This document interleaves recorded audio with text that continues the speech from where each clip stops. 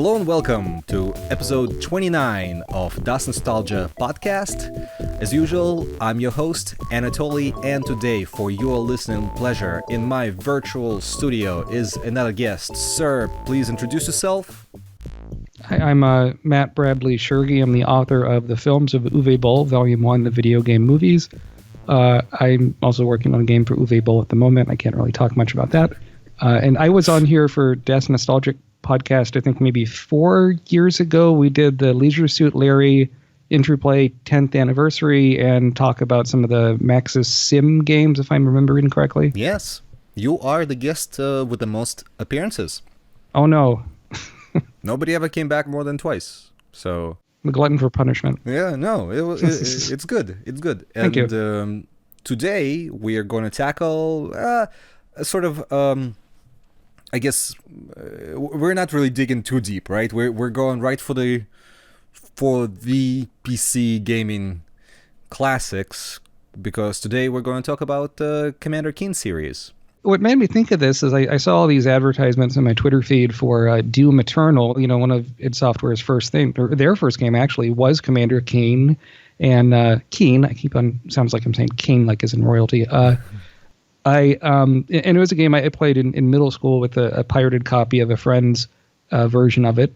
And I was playing these today. You know, they're still pretty fun. I think there's a lot of things to talk about, both the historically and about the games themselves. And the thing you have to remember is when these games were made, and at the time, having that smooth side-scrolling Nintendo-style stuff going on in PC gaming was revolutionary.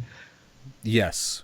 I absolutely see. Here's my thing. I'm a big PC gamer, as anybody knows, and I love platformers and everything. I was never that fond of the Commander Keen games, especially not of the original trilogy. Even when it was so revolutionary, but revolutionary it is.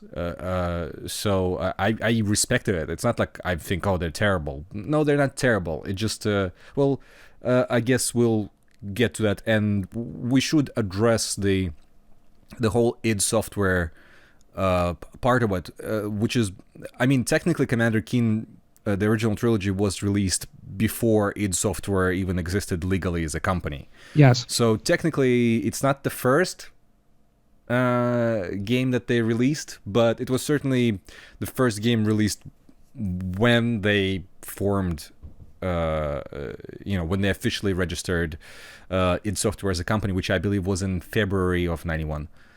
While the original trilogy was released in December of 1990, which is, that's weird to say that how long that was. This year is going to be 30 years. Oh my God, you're right. That's crazy to think that how long ago that was, and also it's crazy to think what the turnaround was on games back then. Well, I guess not all games, because 1990, there's plenty of games. There's Prince of Persia, there's whatever you have, all the Sierra games, which took a significant amount to develop. While you look at like id Software's output through just 1991, and I think it's 11 games total, just for that 1 year alone. Sure, or Apogee for that matter. Did a lot of. Well, Apogee was also a publisher, so it's like a bunch of different people. But like id Software specifically, just like 4.5 people. So for all the projects, it's quite crazy to even now. Like now we have those sort of things, like even some devs now set up a Patreon for a regular like short game development, and you still don't see a turnaround that quick. Right. Even when people race for like a quick development things, and yet at the same time those games are recognized classics, revolutionary classics, not just some throwaway stuff. Well, I can't say that all of the 11 games from id Software's 1991 output are revolutionary classics, but like at least half of them are, so that has to count for something. But I guess we will start with a little bit of a Because I think in this specific case of the first trilogy, the technical stuff and the historical stuff is a bit more interesting than the actual games. Yes, I've said this before. This is what it's going to be. So the story starts in, well, a while before, but we're going to skip all this because this has been covered 1.5 million times, right? Everybody knows, John Romero worked for Softdisk, which was a disc mag publisher. He was friends with Tom Hall, who also worked for a different department, and eventually he convinced to start a gaming division called Gamer's Edge, hired John Carmack, and eventually Adrian Carmack joined them. Jay Wilbur was their producer, and that's how id Software was born. But before we get to Keen, and we'll skip all the Gamer's Edge stuff, it's not as important, but that technology, from whatever that was, like EGA and VGA programming book, that I forget the author, a famous book at the time that Carmack was reading, and he read about EGA latches, right, and figured out how to do smooth scrolling. And around sometime in September of 1990, they did that demo, Dangerous Dave and Copyright Infringement, which is like a ripoff of the first level of Super Mario Bros. 3 with their own character, which after that they spent the next weekend polishing up a short demo of like a more Mario 3-like stuff that they eventually ended up sending to Nintendo, who ended up rejecting it. And it's funny because now you can actually see that, like, you can't play it, but there's video footage of it online that John Romero put up. For years, nobody knew what it looked like, and now you can actually go and take a look, and it actually looks fairly sophisticated. It looks pretty close to Super Mario Bros. 3, very surprisingly. In fact, it looks more complex than Commander Keen ended up being, at least to me. Yeah, I recall from the footage, especially the animation of the coins when you hit the block was well done. And the first I heard about that game the demo that they did, that copyright infringement, was in David Kushner's book Game Over, which was sort of a large scale history of mainly Nintendo, but kind of touched on some other things as well. And I just could not believe that Nintendo didn't want to do anything with it. But on the other hand, Nintendo is a lot like Apple. They play things very close to the vest. They don't like to share. It's true. They did want to take away, even though I always argued the markets were very different. But for example, Nintendo like brazenly gave away, like, Interplay, the license to make Mario educational games, or to even like High-Tech Expressions to do a print shop that's Mario themed. Oh yeah. So they would be involved in those additional easy to get markets of completely unrelated stuff like edutainment and print shops and whatever the fuck else. But they weren't about to give away a piece of a platforming, fast platforming pie. And yet you had the weird CDI things Nintendo did with Mario and Zelda, but which is later. And that's also, they weren't for it. They were just unlucky enough to give the license away. It was the same thing. They gave the license away thinking that they're going to be a joint venture, but when they separated, the other people still ended up making products. I'm sure Nintendo weren't fond of that happening either, but by that point it was too late to stop that train. While in the 80s, although they did, there's a port for PC 88 of the original Super Mario Brothers. I mean, it's only terrible in the sense that it's very limited by the technology of that computer. So yeah, it's awful to play, but it's in a sense it was only as good as the port on that machine was going to get, and it definitely wasn't competing with a smooth scrolling, because it doesn't even scroll, like it's screen flipping. So yeah, where it's very chunky, where it moves from one screen to the next. Yeah, so it wasn't the competition to the Famicom so, which I guess in a sense id Software's version was more off, like it gave a bit more of that vibe. But being rejected, id Software guys decided to develop Commander Keen for Apogee, for Scott Miller, who convinced them to publish it for he would publish it for them, using his newly found, shareware existed before. Apogee did not invent shareware, but what Apogee did invent is essentially demos, giving away a part of a product as shareware, because before shareware was like, oh, if you like it, send me $40. Didn't particularly work that well, especially not for games. So Scott Miller was like, oh, one part of a game can be shareware, and then the rest you can pay for. And that worked out very well for him, and most people involved. So, but id Software were still on the contract with Softdisk, and they were supposed to deliver, games for the Gaming Magazine every two months. So they sort of, while they also did that, they also developed the first Commander Keen trilogy in 3 months. So the official launch date is December 14th of 1990.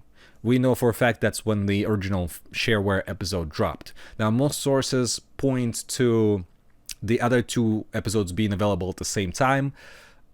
I don't think that's the case. And also a lot of other sources point to episodes 2 and 3 not even being finished till December 18th. So, but as usual, the case with shareware games at the time, shareware was available before the, because you couldn't go walk into a store and buy it on the same day. Even if you like the shareware product, you have to call up or fill in the mail in the order, and it will be some time before you got the product in, no matter what. So 4 days before it finished, you'd figure it was at least a few weeks.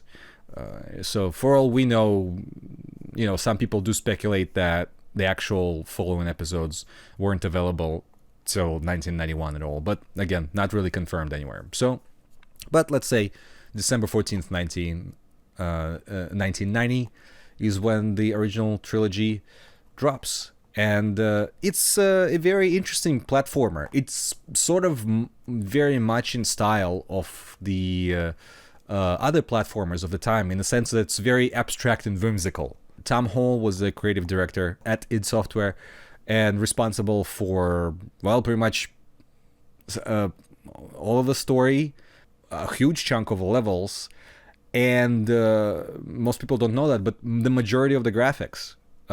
Adrian Carmack did not end up joining until episode 3 was already in development. Commander Keen is Tom Hall's baby. And since I guess you've replayed the games recently, I'm going to turn it over to you. Sure, thanks. Tom Hall, he made one of my favorite games from sort of the late 90s, early 2000s. Oh, yes. Anachronox, a game that, best game nobody played. To this day. I know, man. At least it's on GOG and stuff, like that's something. But it's wild. They use, it might have been like the Quake 2 engine Quake or something. 2, yes. Yeah, to do a heavily like Squaresoft Final Fantasy inspired kind of game, and to try and do that with that engine is sort of ludicrous, but like it works in spite of itself. It's a great game. Anybody who listens to it and who hasn't played it, I'm not. Normally I would cut something like this out, but please go play Anachronox. It's really worth it. Sure, but yeah, Commander Keen. So replaying the game, what came to mind that made it a bit different, and also made it feel more like a PC game than say like a console game. You have the science fiction theme, which you seem to have a lot more in computer games, like, I don't know, Wing Commander or Masters of Orion or anything like that. So you have aliens, right, the 1950s kind of killer aliens coming. And also that your character has a gun. I think that's pretty significant. Yes, not in Nintendo. Well, characters, I guess a kid having a gun. A kid, that's a great point. That's a bit different. Not the Dirty Harry. Yeah, not like Dirty Harry or the Contra game or some of those other Nintendo arcade or Konami games. But yeah, this, you're a little kid with a football helmet and it looks like he has pajamas on or something. And he has a gun. To shoot the gun, you have to push 2 buttons at once, which is fairly annoying. But yes. And the jumping is weird. I don't know what it is, but something about Nintendo and Mario, for my money at least, is the only side scroller that really gets jumping right, and it feels so tight. And the jumping in Commander Keen is a bit floaty, but you do have a pogo stick, which I think is a pretty good mechanic that you can whip out, and it gets more of a super floaty jump and get those hard to reach places, and you really got to time your jumps to get them done. And also adding to the whimsical thing is you have sodas, you have candies, you have all kinds of fun Willy Wonka style items as you go around. And you mentioned Mario 3 being the inspiration for Dangerous Dave and copyright infringement. Just like Mario 3, this has an overworld. That doesn't make it an open world game by today's standards. But what you do have is you can see you're on an alien planet, and you can see there's a place you're trying to get to get all the pieces of your spaceship back together again. And the combination of all these things, I mean, it's very much focused on the jumps. I would say it's much harder than like a Mario game. Or very hard. I mean, I could barely get past the first level. I haven't played these things in a long time, and they're quite difficult going back to them. Pretty unforgiving. It's like one hit and you die. Very much like arcade game mechanics. But even though it's EGA, it's quite a good use of color. It's very colorful, although the sprites are tiny. Like, yeah, sprites are tiny, but particularly understood that. In that way, it looks more like a Game Boy game. In that way, the characters being so small emphasizes the verticality of the levels. You do a lot of jumps, there a lot of really tall jumps. Are like completely vertical, which is like, and the screen scrolls in all directions. So like, some levels are a bit. All the levels have quite a lot of verticality to them, but they range from like long levels with like, let's say 3 screens high ceilings to like things that are just completely vertical. It's pretty crazy. It's pretty creative, but it is a bit of an unforgiving game for sure. And as far as jumping goes, it's really weird because the character jumps in a forced arc, but you have a bit of an air control. You can sort of slow down and fall short of that arc. I don't know if it makes sense. You have a little bit of control after you make that jump. It's not intuitive. No. But it's better than nothing. Like, it's better than playing like a Dizzy game where you're just doomed to an arc that you committed to. So yes, which is weird coming from, like they built on top of the Mario 3 clone demo, which I would assume would have decent air control. I mean, I can't judge it. It's only a video I'm watching. But I guess this, in my mind, because of this, I think it's a deliberate design decision, and feels like a kind of a bit of a misstep, along with having to press 2 keys to fire a gun. In better news, you can play with a gamepad or a joystick, and I would recommend that as the way to play this game. I think it's much easier than using the keyboard. You can get maybe not as much accuracy with the gamepad, but it feels more right to me for this sort of a game. I guess I'm too used to playing with keyboard. I do always remap the keys though. So, like, what do you remap them to? To Z and X instead of Control and Alt. That never, like, every platformer that I can especially old id games. And I reverse them too. Like, I do the opposite of Nintendo, I guess. Oh, interesting. So the jump would be the jump would be Z. Yeah, and because it shares one of the keys that you use for shooting a gun with enabling a pogo stick after you collect it. And pogo stick also has that mechanic of you getting higher and higher with each jump, which, the game has a lot of secrets and stuff like that, so a lot of collectibles. It's very much a high score. It's from that time where we still didn't give up on high scores, and the high score was a big thing, so there's high score tables and all that stuff, despite you being able to save, right? You can save in the first game, right? So you can save, and I think that makes a big difference. I mean, of course, it's a PC game. You should be able to save. But all of the early id games, it's so weird because they all still have, until Doom, they all still have a live system, which is weird because even if you download some of the betas for Doom, they do also have a live. It wasn't until I didn't know that. Like, they didn't give up on lives till later, but the lives were almost always obsolete because all those games were PC games, and naturally, what would be the benefit? Like, it was fairly unheard of at the time to have a PC exclusive game that didn't save. It seems like just a natural thing for the platform because it's a PC. One thing PC does really well is store things. So, so they all had a live and a score system, but also allowed you to save and restore. And it took a while for games to work away from that, which is really funny to think. Sure, and to see it in a platformer is a bit novel, but still nice. I'd absolutely rather have that than not have it. As we mentioned, the game gets difficult. And I was thinking about the pogo stick mechanic. It reminds me quite a bit of the Capcom Nintendo game DuckTales, where you're Scrooge McDuck and you can hop around on your cane. Yes. Does DuckTales even predate that? September 89. And this came out December 1990. So it could have been an influence. Could have been. I haven't heard it being mentioned. It's never mentioned in anything. Yeah, we can just ask Romero. He usually answers. I think he's been pretty open. Yeah. So it could have been. But I never, because it's never mentioned. I never think about it. And I am a big fan of Nintendo Capcom games. So Darkwing Duck is severely underrated. It is the best Mega Man game not titled Mega Man. Not Mega Man game. Yeah, that was my Mega Man. At the time, Apogee released games and episodes, right? And they were named episodes, but id for some reason chose to actually name them as separate games. So even though, like, when you buy Apogee's Duke Nukem, right, it wouldn't be Duke Nukem 1, 2, and 3. It would be Duke Nukem, Episode 1, and Episode 2, Episode 3. Commander Keen, for some reason, specifically makes a distinction to say that they're different games, because they follow through that numeration throughout the rest of the series. I found it weird. And we should address that, shareware games usually had fairly crucial flaw in the sense that the first episode was usually the best.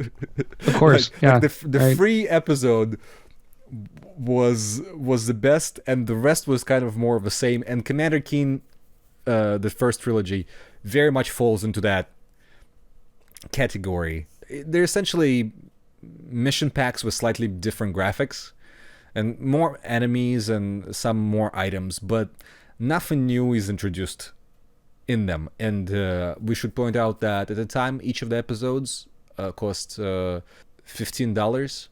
It's actually, wait, hold on. I took a screenshot. Now that I think about it, I was like, the math does not make sense. Okay, so you could even see, this is weird because they advertise the shareware as included. So you could, like, why would you register Marooned on Mars? It's free. But either way, you could register. I think that's how they're selling it. It's basically each one of the episodes is $15, even though the first one is shareware. Oh, you get the cheats and the book. You'd get the hint book, and I guess it would be in a package instead of downloading. That's what you get for $15. So you can pay $15 for each of the episodes separately, or you can order the entire trilogy for $30. So it's $30 no matter what, basically.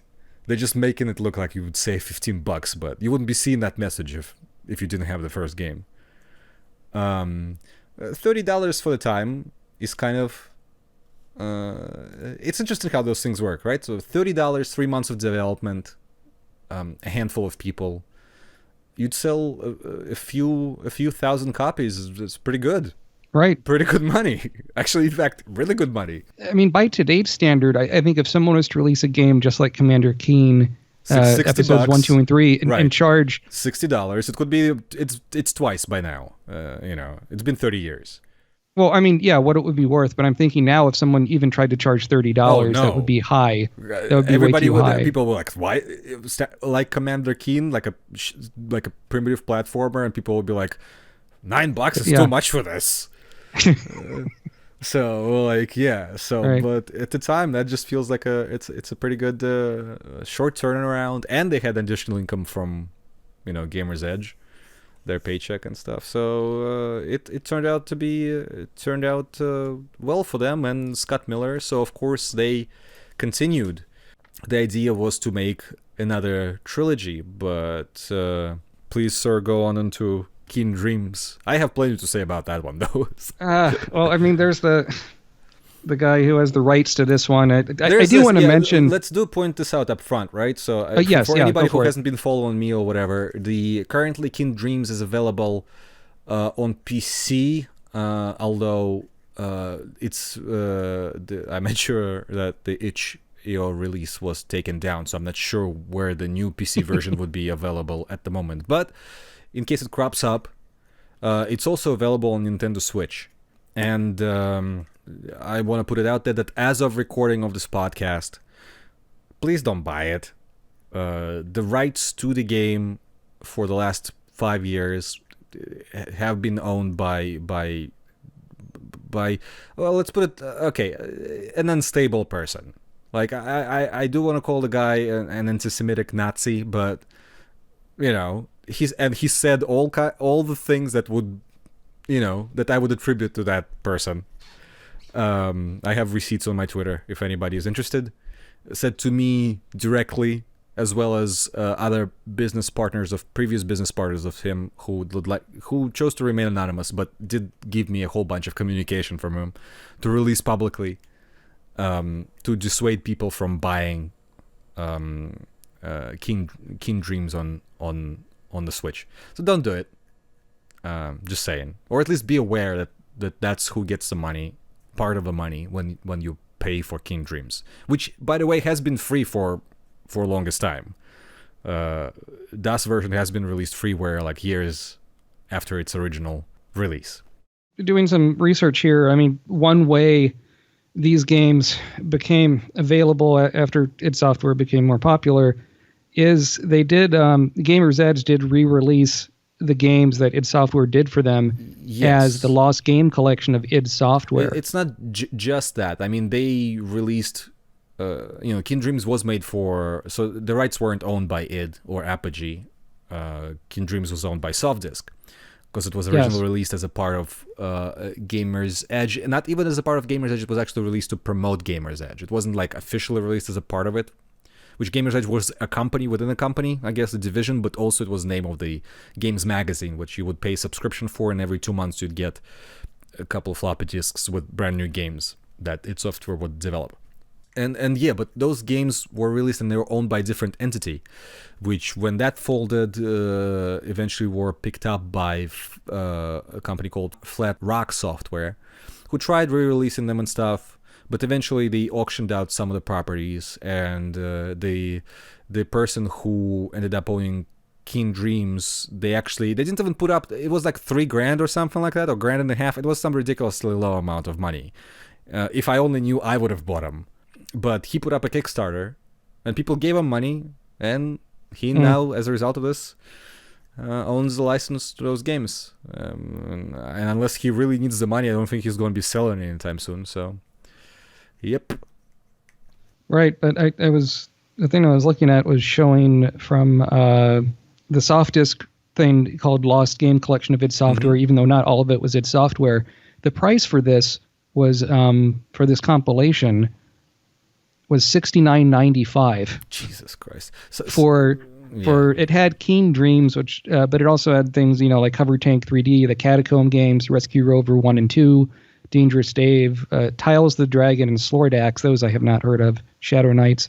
So I mean, for $70 for those would have been even old games at the time. I mean, is pretty ridiculous, especially when you consider what that would be in $1990. Yeah. I mean, but also you got to remember, Softdisk really tried to capitalize on id Software's involvement for like the next, like after they separated, right. They before even that they re-released all the games physically through Frogwares Frogwares is the Sherlock Holmes people. Frogware. Oh yeah.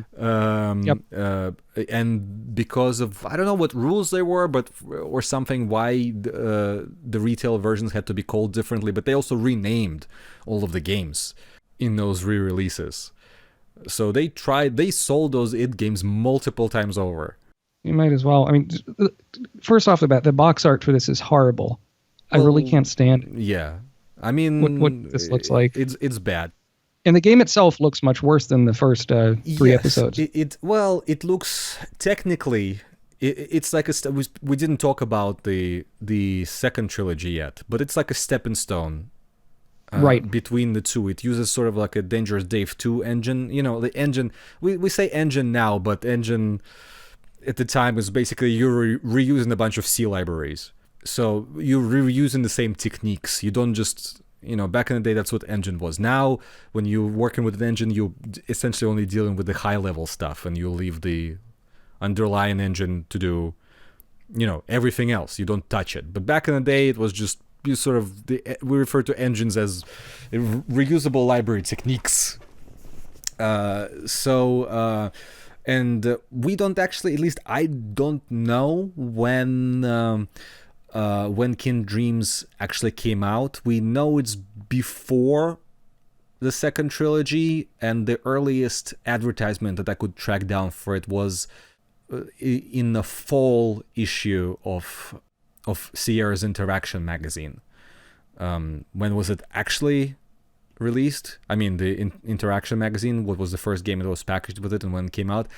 I don't know. A lot of the ads for it do fall in December of 1991, which would coincide with the release of the second trilogy, but magazines have to be prepped in advance, so we would assume it was available at least a month or two before. And it's all new technology.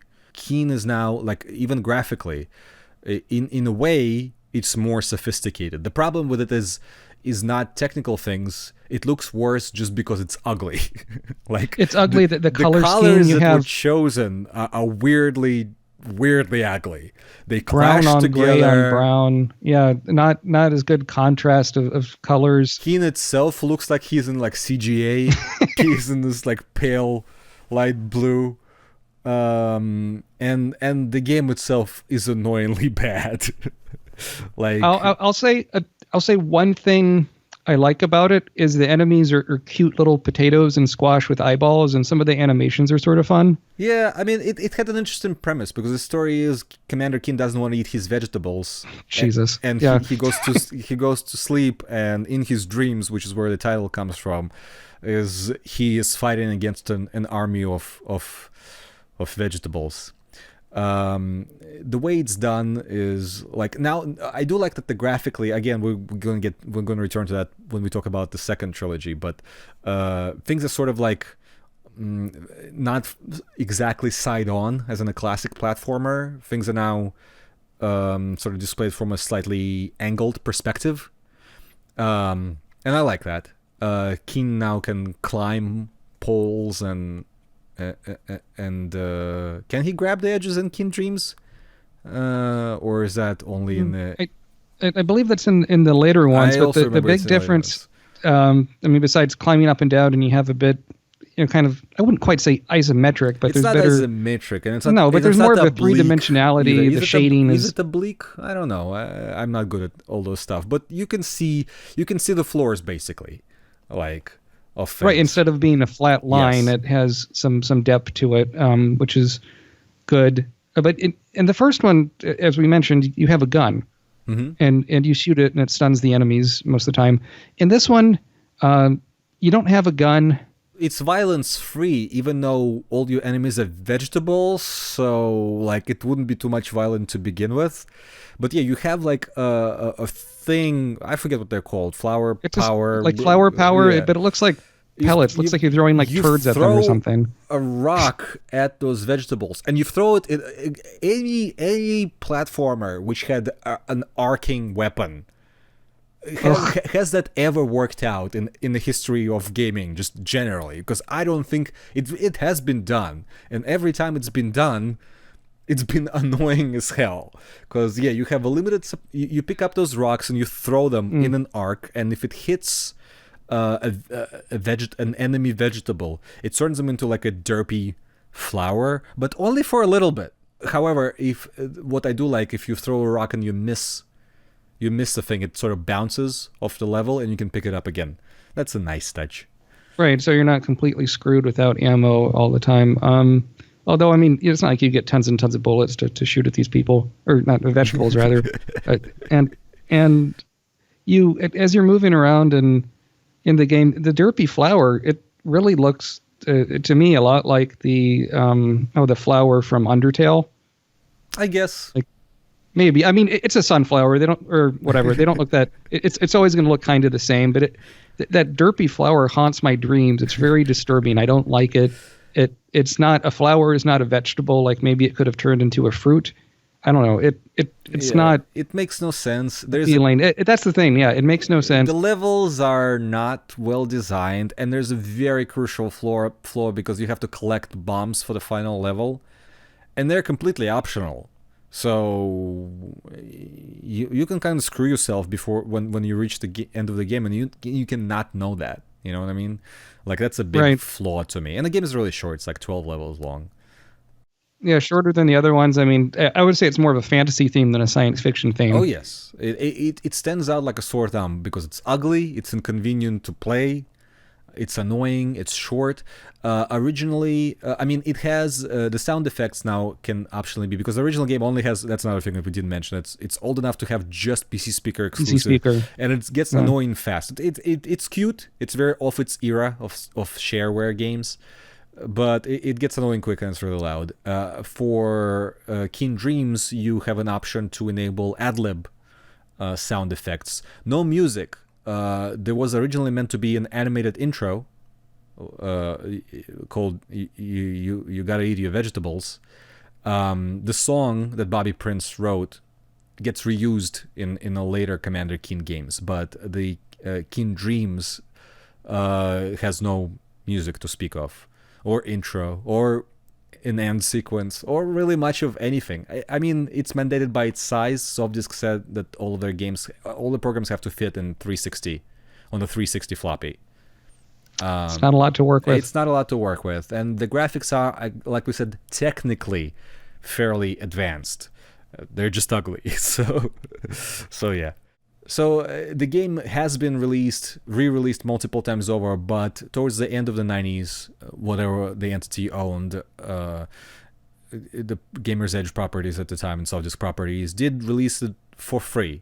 So it was officially freeware. I technically don't know how it works when you release something in freeware when you take it back. I don't know if that's even... legally, I don't think it should be possible. So if you really want to play Keen Dreams now, it's not legally available anywhere else. You know, like for a proper release, just a new port, which I would dissuade you from buying, is not available. But you can still play Keen Dreams, and if you're very staunchly against piracy, you can always... Well, it's been freeware for 20 years, so I don't know how it works when something was freeware and then became not freeware, but I'd say that the freeware version of it is still freeware, no matter what you do. Even if later versions aren't, you don't need to play the later versions. Play the late 90s free release in DOSBox. It works just fine. I don't think you're going to be sticking with it for long. But even if you do, it's not a long game. So if you do stick with it and you decide to beat it, I think you can beat it in like 30-40 minutes fairly, well, I can say effortlessly, but with, you can do it. I believe in you. Just don't pay for it. Yeah, and it's worth mentioning, in 2014, there was that 3D Realms Anthology release that had Commander Keen games in there. This is not part of that. Yes. But however, all the other games are. No, not the sixth one. Or not six, I'm sorry. We'll most get of to them. that too. So even though in that package it says the Commander Keen complete set, it's not. Yeah, it's not. It's very incomplete. Yes, that sort of confused me because I had that on Steam. I bought that a long time ago off of well, now it's called Fanatical. I forget what it was called before. That release is not actually part of the 3D Realms Anthology. 3D Realms Anthology was yet another release on top of that. I own multiple. I have like multiple Commander Keens in my Steam library because of this. I see. And the 3D Realms Anthology had a good CD that had covers of the music of the different stuff in there. Oh, no. It never had this. It had a picture, digital album, whatever. It had an album, but it had a picture of CD on the website to display MP3s, it. yes. But it was never released physically. I wish that they actually made that box. But either way, that's not available anymore either. So they pretty limited window. They sold off their properties as well. So I think Gearbox now owns everything, and then somebody else owns everything else, and Interceptor owns it. 3D Realms name. So it makes it not easy. I mean, you can find these games if you want to. It's not that hard. But the point is, if you see something called the Commander Keen Complete Pack, it's not complete. Absolutely not. But we're moving on, and just just a day apart from the release of the original, a year and a day apart from the release of the original trilogy, the new trilogy gets released. Well, sort of. I mean, the original idea, and you can read all the plans for it. So they planned the new trilogy, right? It was another essentially 3-episode game, as was standard for the time. Originally, the original game was in EGA. The plan was to make all kinds of new versions available. The EGA, the standard sort of a thing, a CGA version that would be compatible with older computers, and a VGA version designed for the now popular and more affordable VGA standard, which would also include music that would be Sound Blaster exclusive, not just ad-lib, but also incorporate, I guess, some samples and whatnot, some digital samples. Well, that whole VGA part didn't happen, neither was the advanced music. And the whole thing wasn't even 3 episodes, because Apogee got the rights to distribute the original, the shareware episode 4, then the registered version only episode 5, and they sold off the 3rd episode to Frogware, I guess. So episode 6 was retail only. Well, things happen. But it's a giant technological leap. If you don't count the Keen Dreams, the difference between the original shareware game and the new one is quite drastic. You get all those things that we discussed before, the sort of angled perspective on the levels, but ad-lib sound and music, and you get all kinds of stuff. You get moving platforms, you get angled surfaces, which I guess for the platformer were fairly well. I mean, Mario 3 had angled stuff already, but again, fairly unusual for a platformer. And the whole thing is super colorful, looks very nice, has lots of variety. And to me, like, I'm not a fan of the original trilogy, but I like these new games, especially episode 5, the registered episode. Have you replayed them recently? I did, and I agree with what you said for the most part. The use of color in this is much better than in Keen Dreams, and just having backgrounds in there and having the music, so much character to the game. Because in that first one, the backgrounds would be like a solid color of gray or blue, like very, very simple, like what was in Duke Nukem 1 or one of those games. And this, it looks more like a lived-in world that you're exploring. It has just more character all around, and you also have a different mechanic with a stun gun that you can get rid of enemies for good, but it only has special ammo, so that adds a bit more variety to the gameplay. I think when you play this, I got the feeling this is kind of the game they wanted to make all along. They just didn't have the tech to do it. Yes, they progressed as designers. You can tell by, and Adrian Carmack's art, by the way, is wonderful. The enemies, the enemy variety, and their designs are really good. And Keen himself looks really cool. And he's got like you can grab onto the ledges, and he like pulls himself up onto the things. We should mention that the pogo stick is still there and is on a separate button, which you can just hold and call, and he'll just like mid jump. Yeah. And that makes things more convenient. But yes, the overall style and everything, you still get that one-hit death thing, but they're just like in the first game, there are enemies that just push you instead of hurting you. It's still a really hard game, but it's much more pleasant to play. Just overall, I think it feels like, first game does, besides the whole technological advance thing, first game does feel like 3 guys making a game in 3 months. It really Sure. It's very much like it. It almost has programmer art, and there is nothing particularly polished or special about it. In retrospect, I say. I feel like you look at it now, you'd be hard pressed to show it to somebody who didn't have a nostalgic connection to it, and they'd be like, "Oh yes, sure," you know what I mean? Like, it's outdated and antiquated in many ways. It's cute and fine. It's a fine game. Not saying it's bad, but however, like the jump to this, like this is all around. The levels are pretty cool.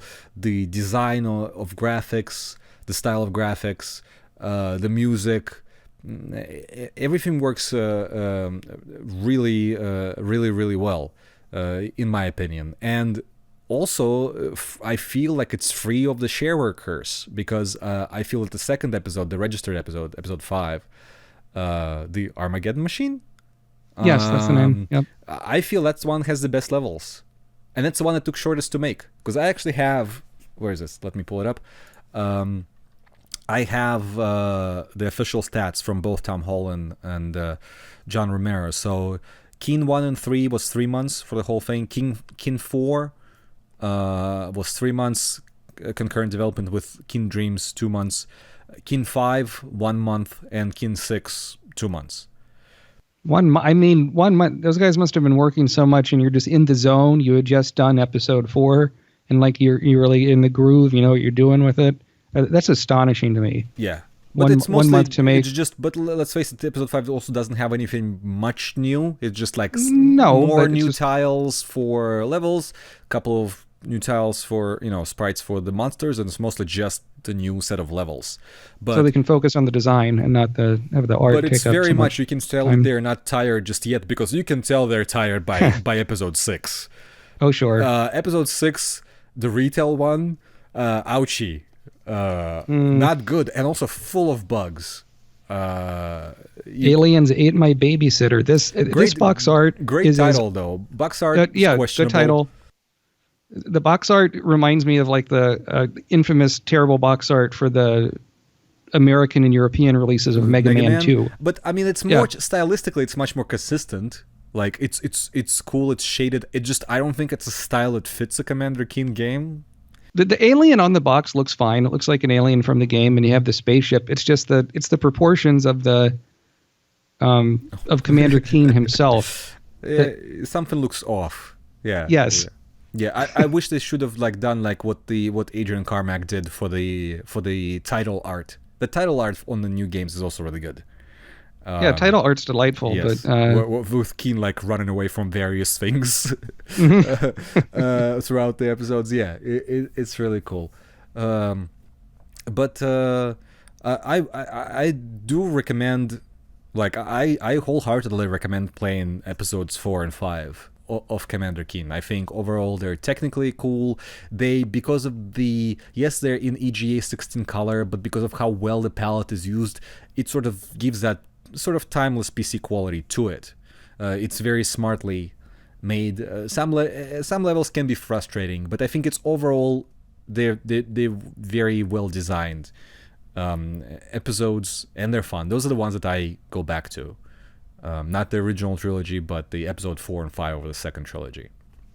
Certainly. I mean, if you're going to play one, play those. Although it is interesting to do what I did this past week and kind of play bits and pieces of the games in context, so you can kind of see the rise and fall of how things made and of how the series progressed over time. Aliens Ate My Babysitter. I mean, the box art even picks off John Carmack, and he blamed the box art on the lower than expected sales. Yeah, I don't know. I mean, it's a retail. It's weird with retail releases of PC games. See, the thing is, what you have. I mean, again, 1990 is a pretty big year for PC gaming, and they're big, expensive games, and I don't know if that would compete well with it, because again, shareware games were in their own tier. They were making money on their own just because the markup was so high, and the teams were small, and the turnaround was fast. But at this point, Sierra already made close to $1 million, budgeted games. Completely different market to me. So it does feel like it, and it's fairly high. Let me see. Let me pull up, because I also have the price list here. Okay, so the order list from the Commander Keen 4 shareware. Commander Keen Goodbye Galaxy, that's the episodes 1 and 2. You can buy together for $35. You could order Aliens Ate My Babysitter through Apogee for also $35, and you can get both the episodes 4. That's the thing, you can get both episodes 4 and 5 and Aliens Ate My Babysitter for $65, and you can get all of the games and save $10 for $90. 90, oof, that's a lot. I just feel like it's a little bit too much for the time. I mean, I have no evidence to back for this just up, one episode. Sure. I feel that yes, for paying $35, even at the time it would be common to pay $35 and get 3 episodes of stuff. So there's already that thing where you only get 2 episodes, but okay, they're high quality, right? So, and Aliens Ate My Babysitter, weird box art, retail, $35. And 65 for all 3. That just feels like I don't know if I would have done it. You know what I mean? Like if I at the time was a bit older and had the money, I probably would not have spent the $65. No, but I do remember as a kid playing these id Software and Apogee games and looking at the advertisements for things and being, wouldn't it be fun to have all this money and get these games in the mail and all these different episodes? Because with these shareware releases, like with that very first Commander Keen Invasions of the Vorticons, that's a lot of game in there for one episode that you're getting for free in the shareware.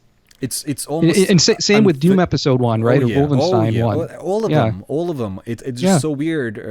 Hell, even Quake. But it's like it's so weird to think how much you got for free, and then literally to get the coax out the payment out of you, the rest was like, you're gonna get more of the same usually, but more, and it's only like $35-$40. They raised the price a little bit for Wolfenstein 3D, but understandably so. That was a revolutionary game that they knew they could milk. And by the way, I mean, let's face it, the last 3 episodes of Wolfenstein 3D are garbaggio. To this day, I would meet a lot of people now older who have like nostalgic attachment to the era, and a lot of them will admit to never actually buying the retail, the registered versions, just because you got a lot. I mean, for free. I mean, how many people played just a shareware version of Doom?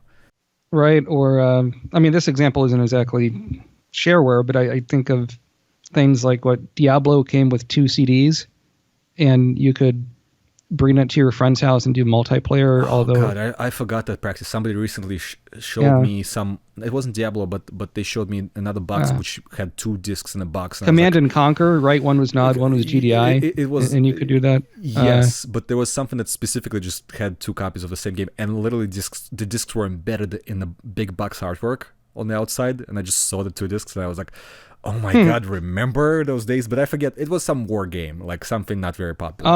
Okay. But it was like, I looked at it, it was literally like a week ago, and I was like I forgot this existed. Yeah, it was a short period of time when, the internet wasn't quite what it was. It was sort of limited, and the dial-up, I mean, I would play Command and Conquer long distance with my uncle, and that got very expensive. But staying on topic with Commander Keen, it is worth seeking out these games and playing them. Are they the best games in the world? No, but historically they're important. They're important. And to see the huge increase of effort and graphics and gameplay and how much the music brings to it in EPs 4 and 5 compared to 1, 2, and 3. And to kind of take that journey is a lot of fun, and I'd recommend it. Also, oddly enough, there's a Game Boy Color that's a version that's a brand new game, I guess. Yeah, not good. Yeah, no, not good, but that they did an original Keen game instead of a port. Yeah, is somewhat notable, I suppose, for completists. It is notable. There is another Commander Keen game license coming out. That looks terrible. It looks terrible. People always say like, oh, it looks. I do like that that trailer, not the gameplay trailer, but the animated cartoon trailer. I wish there was like, I don't even care what genre it is. Like, I would almost play like a Commander Keen adventure game with that look, but from that look in the actual game, it looks like there is nothing. In the thing, Commander Keen 7 is teased in the text at the end of the new Commander Keen games. Quake is teased in the text of the original trilogy in 1990. Weirdly, just the name, really. That's when it refers to Quake the Hammer. Oh yeah, so like Thor. I vaguely remember. When was the original idea? It was going to be an RPG. Flavor text. Yeah. But so Commander Keen 7 and VGA never ended up happening because id Software and Apogee released Wolfenstein 3D, and the rest was history. But think, what if they had made, let's say, Aliens Ate My Babysitter, blew everyone's socks off, and sold a lot of copies, and maybe id Software, they farmed it to someone else, did a VGA episode 7.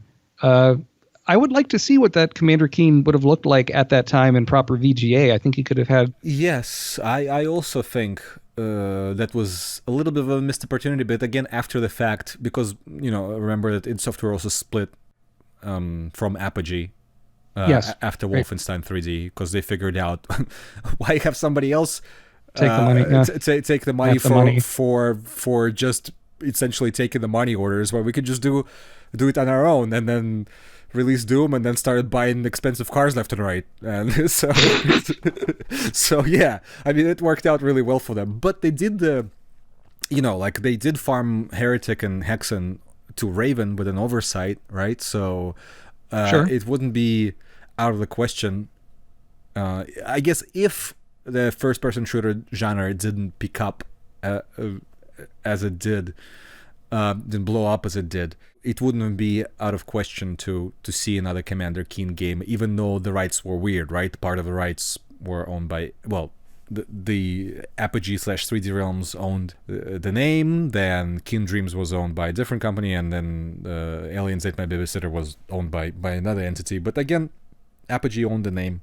But even though I guess they could technically make their own Commander Keen game, they never really did, apart from that Game Boy Color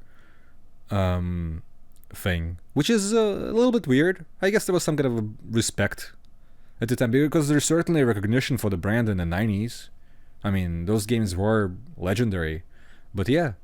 Wasn't there a Commander Keen corpse in a secret room of one of the Doom games, or Wolfenstein? Doom 2. Doom 2, okay. The map 32, after you kill the Cyber Demon, where the boss of the original Wolfenstein was at E1M9 in the original Wolfenstein.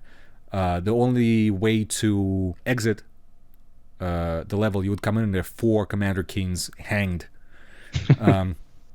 from like this little structure, and you kill all of them. They do the PC speaker sound, not actual PC speaker sound, but digitized PC speaker sound when you shoot them. And when you shoot them, the guts drop off and their heads drop, and the nooses stay. And when you kill all 4 of them, the switch opens, and that switch takes you back to map 17. Pretty funny. And then, of course, there's a skull and a Commander Keen helmet in Doom 2016 on the Hell level. Oh, yeah. And we might as well talk about some running gags that we haven't mentioned. Well, first, before we get to the big one, the standard Galactic alphabet is introduced in the first Commander Keen game, where there are symbols on the wall which coincide with actual letters of the Latin alphabet. And you can, if you decipher it, you can get little messages throughout the game. Both games, I think episode 3 and Aliens Ate My Babysitter are the only episodes that contain the entire key for the entire alphabet. But again, they're later episodes, so you would ideally have to decipher the rest on your own. And of course, the mascot of first-person shooter games is introduced in Commander Keen 4. We get Toadfish, which is it's weird how that took off, right? Like, it almost feels like what we refer to as forced meme. Yeah, meaning it didn't take over naturally. It just, people started working it in, and it became a legendary meme.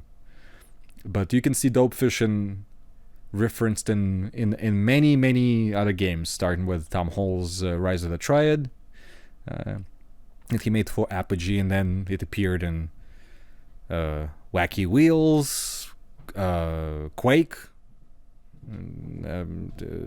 What else? Deus Ex. I don't remember. Is it in Max Payne somewhere?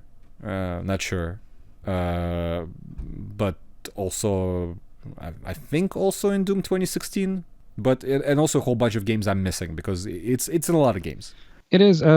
Another thing that came to mind in my research with Commander Keen, it does have a modding community. I can't say it's the most active modding community, but there's level editors for both DOS and Windows, and people are still making levels every now and then to this day. Certainly, you did not have a whole lot of games being packaged with level editors in the early 90s.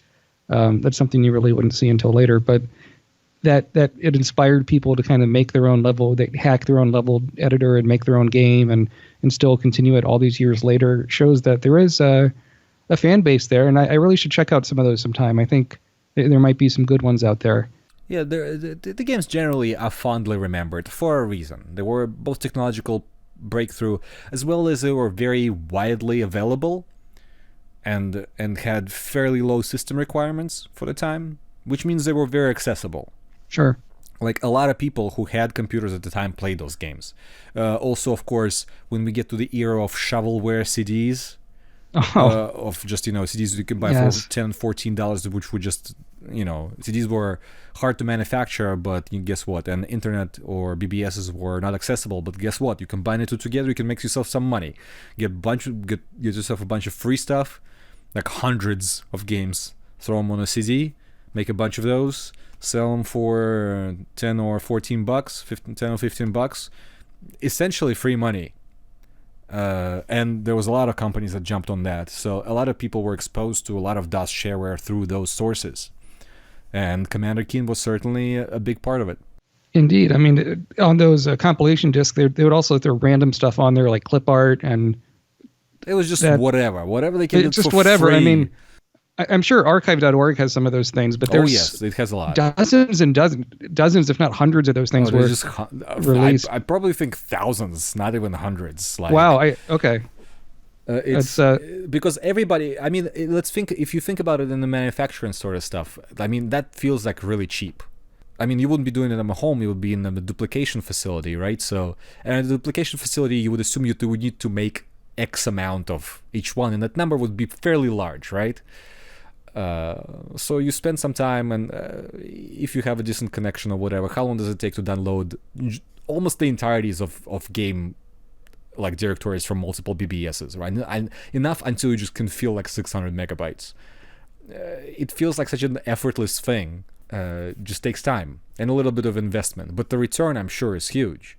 Sure, and the price was a big reason for those being bestsellers and why they kept making them. Right, because a normal person couldn't burn a CD. A normal person also wouldn't, how much it would cost. Even if you got on the BBSs, how long it would take to download 600 megs worth of games. Like, so weeks. Of course it would make sense to pay $15 and just get it all in one place. Of course it made perfect sense. So it's a perfect business that filled the niche that existed for a very short amount of time. And was also, you would, ideally you would know that all the stuff that you get on a disc is free, right? It's free to distribute. You would be free to copy it to your friends. But the amount of it and the ease of accessibility is what really made it. You wouldn't mind paying $15 for stuff that essentially was free just to have it all in one place as soon as you hand the cash over. And it's the novelty, right? Like, 500 games for $20. That's I don't know, 10 cents a game or whatever. Yeah, exactly. And maybe 15 of them would be good. Yeah, but still, it's especially if you're a little kid, younger kid that doesn't know any better. That keeps you entertained for the whole summer. God, like, yes. Yeah, it's wonderful. Like I never went through this myself because see, in Russia there was no copyright law, so you just got CDs full of actual games, which was a better deal. Yeah, better deal, sure. Like I still got some around with like 170 of games, and like all of them are like Doom, Warcraft, Dune 2. I mean, talk about a summer. It wasn't a summer. It's like half of my life I owe to those CDs, because there's just like you get hundreds and hundreds of actual quality games. But come to think of it, I don't know if they did this for Commander Keen. I know they did this for Doom Episode 1 certainly, but in the United States you would go to a gas station and you could get the shareware episode, which was free for like $5. That was the thing, because they like specifically said provide your own. Well, $9.95 was the recommended retail price, but they got in because when they also got in that was their in the retail because they didn't have the right to be in the retail. It just made quite a lot of right decisions regarding both their products and the distribution at the same time, at the right time, at the right place, and it worked out really well for them. And in looking at the box art of some of these compilation CDs or those episode 1 is quite funny.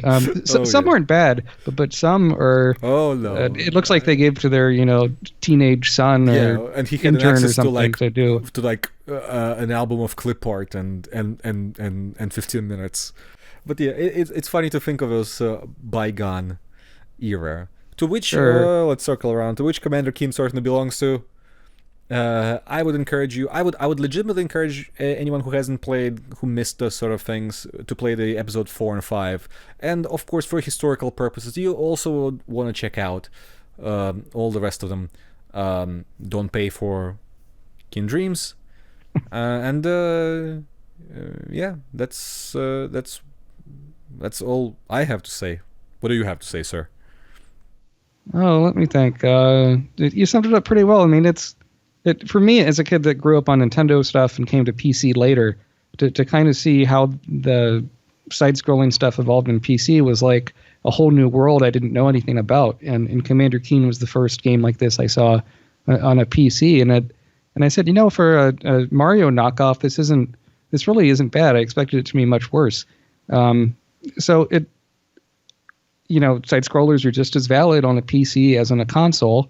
And to get that kind of arcade action at the time, I just cannot stress enough with the scrolling screens how big of a deal that was. There was what's the name of that? There was one of those like 1,000-page books you could buy for $50 from Barnes and Noble that was like the secrets of the side-scrolling game programming gurus or something that showed the source code of how to do this. And on the back, it quoted maybe Tom Hall saying like, "Oh no, they're giving away my secrets." That if you can find that book, that might make a neat companion piece to playing through these games. If you want to look at the source code, I actually think I have one of those. I'm not sure which ones. I have a bunch of those. There's quite a few of them back in the day, but it's. I have the main graphics programming ones, like Anthony Lamott ones, and the I have like the 4th edition of the CGA EGA IBM graphics adapter program. They're thick. They're big, not books. Easy reading, and they'd have typos in the source code sometimes, so that was fun. Oh, just interesting graphical techniques. Yes, makes you appreciate old stuff and that era of programming IBM PC hardware, and also makes you glad that it's gone. It took away. It was a unique time in gaming, which is why we're talking about it. And I guess I'll end on this note, which I cannot believe.